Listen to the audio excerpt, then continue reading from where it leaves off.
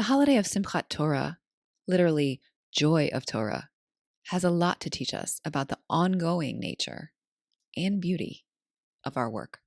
This is Jews Talk Racial Justice with April and Tracie, a weekly show hosted by April Baskin and Tracie Decker.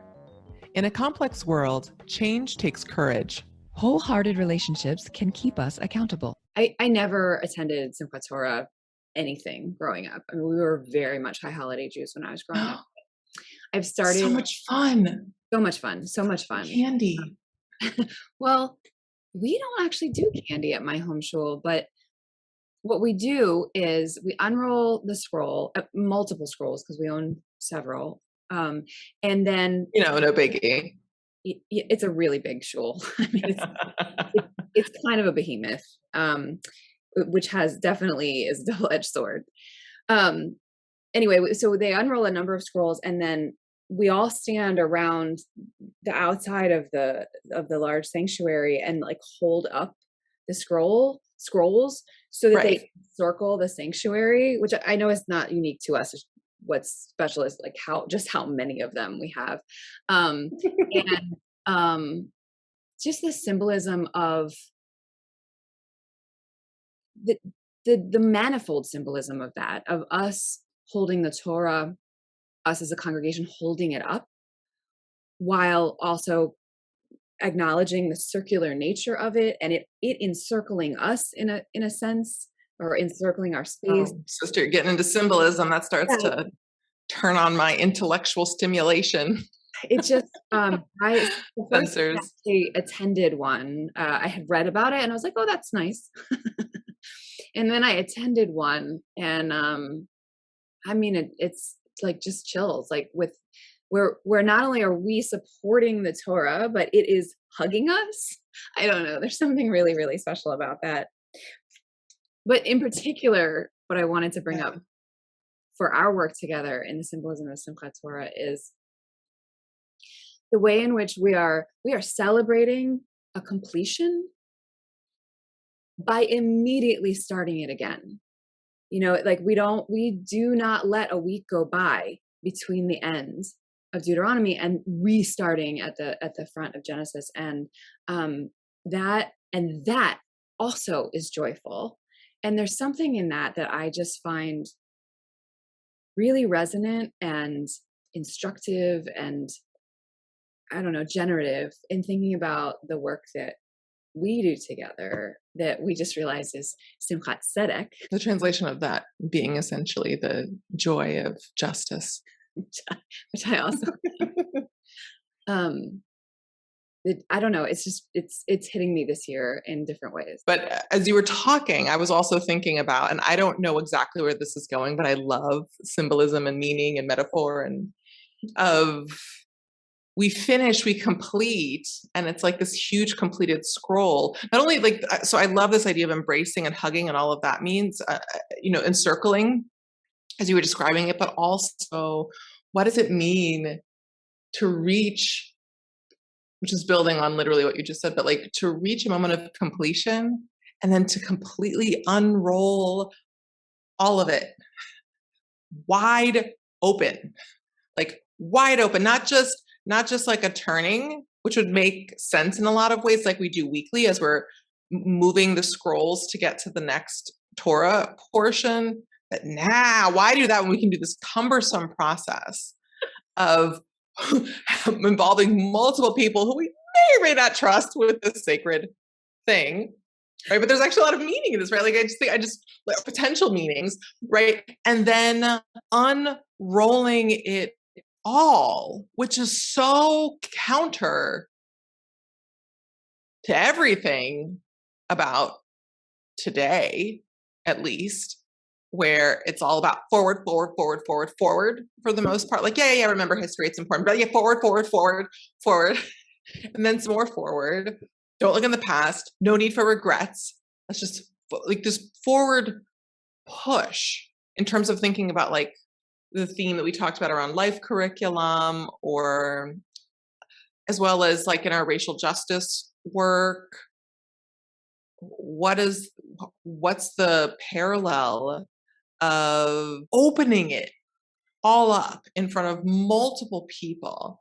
And lots of us know, okay, there's like sacred Torah. It is very important in our tradition, and particularly, well, and I think in many spaces, not every part of the Torah is something people are comfortable with, have uncomplicated feelings about. Is what I like about this, is the way that this tradition aligns, as I understand it from my understanding and minchag around Jewish custom and tradition, of simultaneously, week by week, engaging with the text of the Torah and having any range of feelings about it, but engaging honestly and authentically, but still at year's end, celebrating that relationship, celebrating, seeing the collective good of the whole.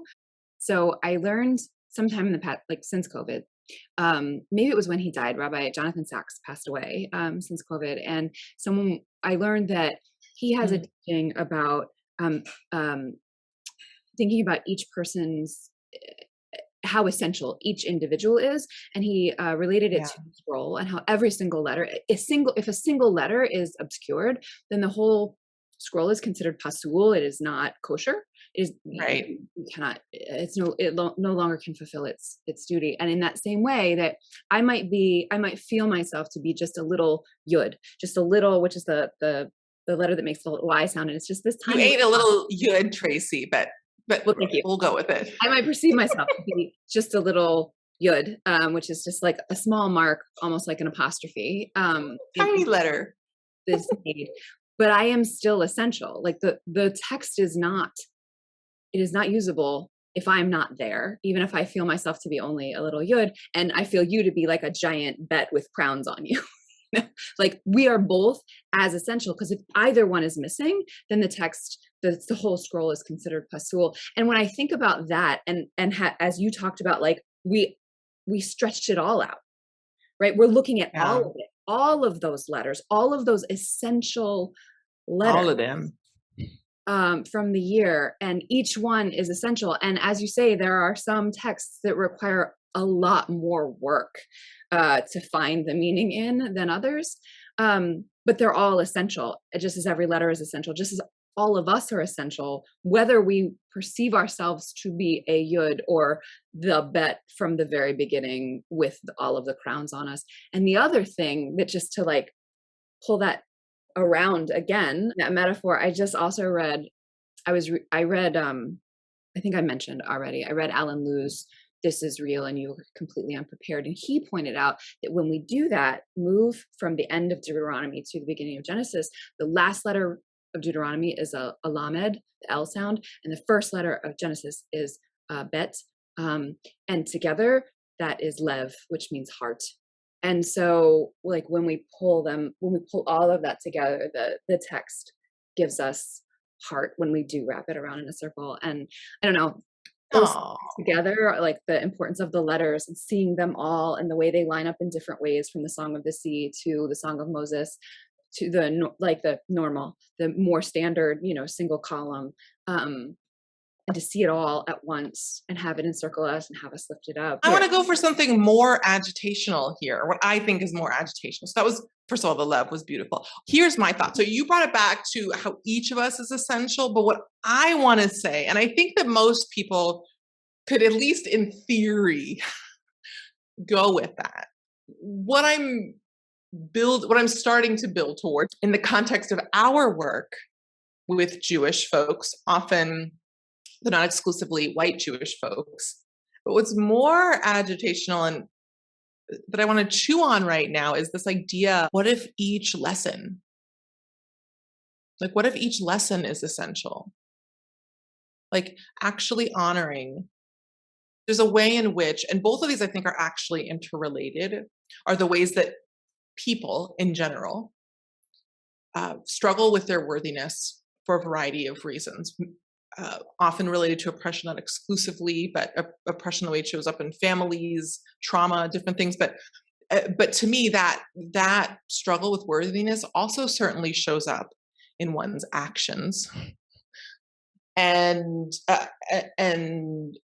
or a conflation of the relationship between those things and wanting to release what's been learned. Essentially what I'm saying, and I think I said it sufficiently, but just to be clear, is at one point you were saying, the essential, that each of us is essential in terms of all the letters. And actually, in the context of a striving for justice and a striving to embody and manifest within ourselves and our actions our highest ideals, what does it mean if we began to not say that we like or love all of the actions that we've taken, but we take full radical accountability, responsibility, and witnessing of those things and embrace it and say it is all holy for the sake of heaven, for the sake of justice, for advancing justice.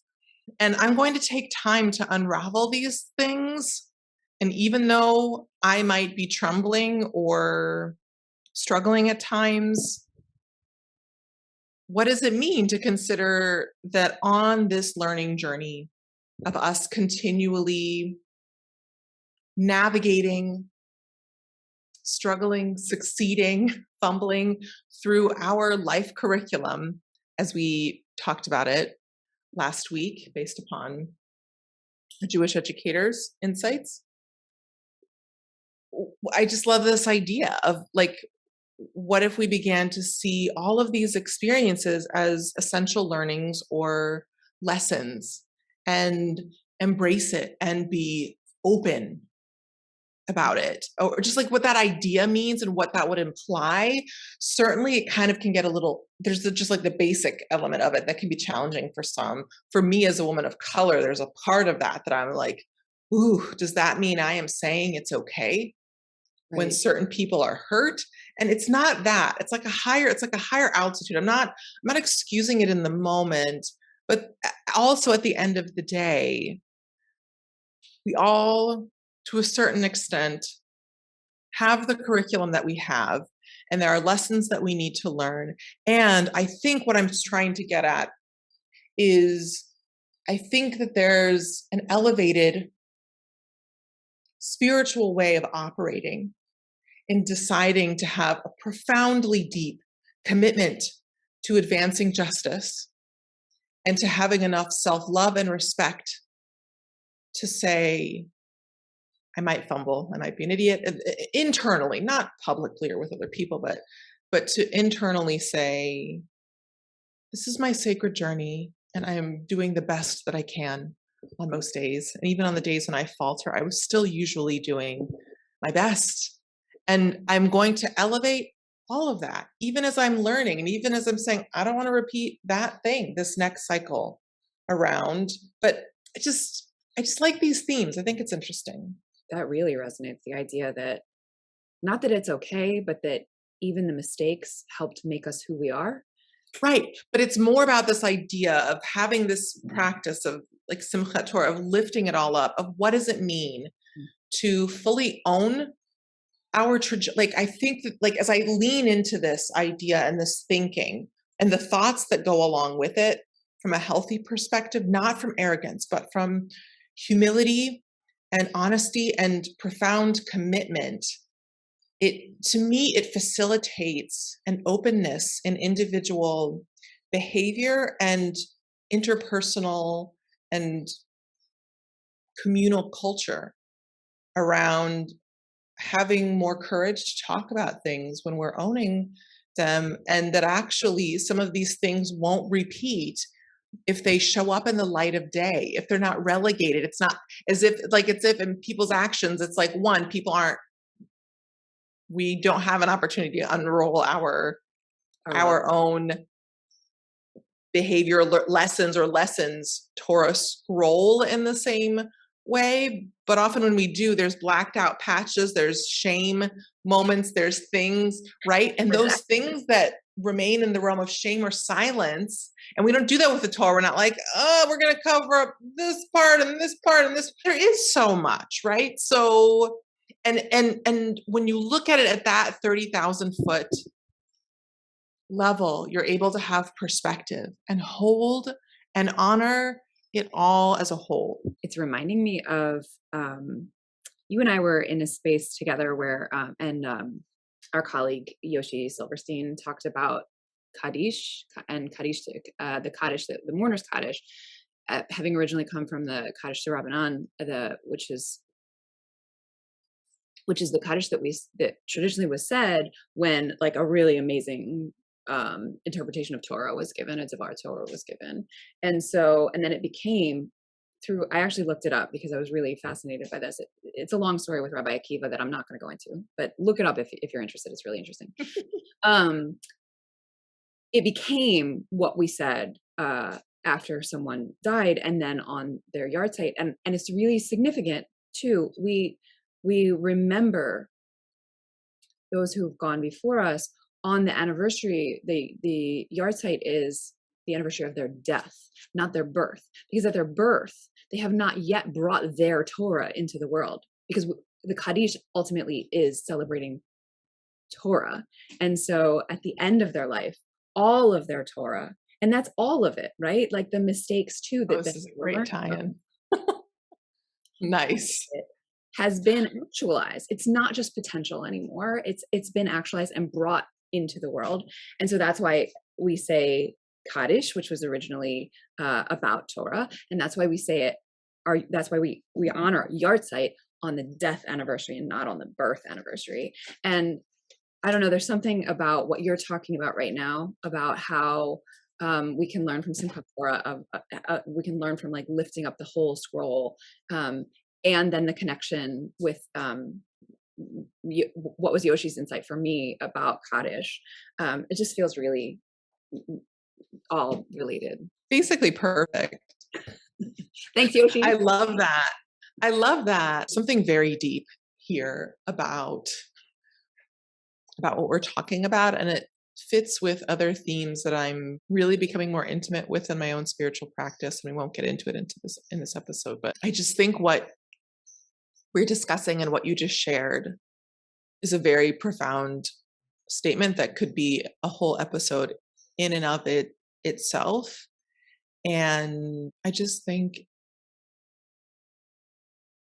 a lot of times people really struggle with their life curriculum and feel very alone, even though for the most part, or nearly always, we're all interconnected. Nothing is new under the sun. And this kind of ties into some things I'm thinking about and really spending a lot of time with in the Shemitah year around what that means, right? Because what came to mind to me, Tracie, is that statement, what Yoshi said, what you're saying. And I think it actually is true on some level. And what does that mean? To say that even if someone was a shlemoodle there much of their life and brought much misery, that statement still applies to that person. And I actually do believe that. And part of what I'm spending a lot of time with is the interplay, the fruitful interplay between our day-to-day lives and all the specificity of that and all the joy and the challenge and the occasional or not so occasional shame folks feel. And then there's our life curriculum, which to me is kind of the through line. And then there's, in my perspective, that I'm sure it's tied to a number of different faith traditions, and I'm sure our own, but I'm just going to speak from my own voice at the moment, like broader life lessons and themes and dynamics that play out at a higher altitude that are less personal or specific, or like as I'm going through certain circumstances. Like I had a very painful thing happen to me this summer in a relationship. And ultimately, after taking a few weeks to process the hurt and anger, one of the things that ultimately brought me peace was a very real higher altitude perspective of, I think this also served a different purpose in a different way beyond this specific interaction. And that doesn't change my desire for accountability with this person, and I can still hold that someone may have let me down in this moment. But I also can notice in a broader sense that whether or not they weren't thinking that, but that the exchange we had helped to bring to light a number of broader themes for this moment in my life right now, in terms of what direction I'm going in terms of thinking about my strategic efforts and work. And I'm not someone who says that the hurt then justifies those lessons that came, but I can also acknowledge and not throw away some key insights and ultimately gifts or support that, or purposefulness, whatever the case may be in a specific moment, that is also arising from that. And to me, this anecdote or lesson or insight that you shared about the Kaddish aligns with that to me in some way, of some sort of peacefulness in terms of the totality, in saying this person or this thing served the purpose that it meant to serve, and there is something holy about this, even if I don't like that person, or whatever the incident was brought me much pain. Just, there's a lot there. And I think this year, as we are savoring an observance of Simchat Torah, or recalling ones from years past or into the future, I'm excited to continue to chew on these ideas. I think there's more insight or some pithy piece, but it's new and fresh, and working with these other current learnings I have, it's on the edge of my learning and becoming. And so it's not solidified, but I just think it's really rich and complex and beautiful. Thank you so much for helping to facilitate this ongoing intellectual, spiritual evolution, Tracie. Well, thanks for letting me talk about it. I love thinking about this stuff and how it relates to our work. It gives me life. So thank you. Me too.